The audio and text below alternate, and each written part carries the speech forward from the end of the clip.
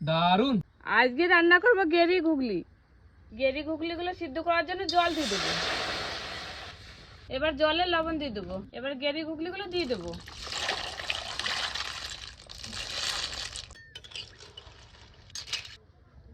গেরি ঘুগলিগুলো সিদ্ধ হয়ে গেছে, এবার নামিয়ে নেবো।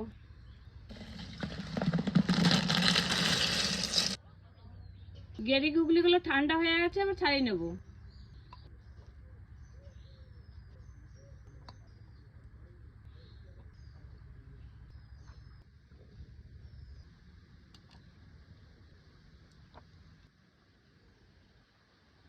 এবার ভালো করে 4-5 বার জল পাল্টে পাল্টে ধুয়ে নিয়ে আসি।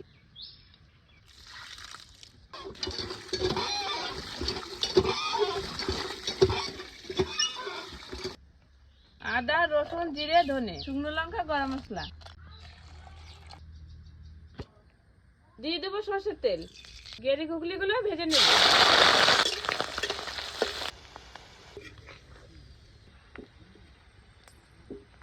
এবার আলুগুলো ভেজে নেব।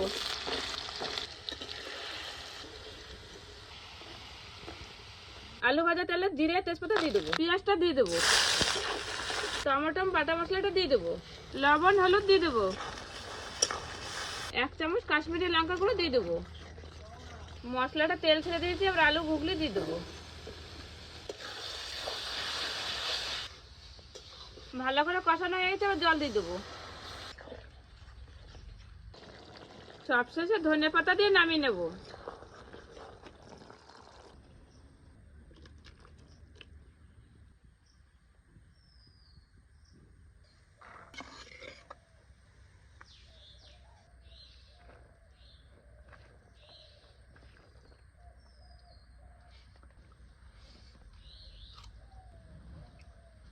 আজকে গেরি গুগলির তরকারিটা খুব সুন্দর হয়েছে। দারুন দারুন।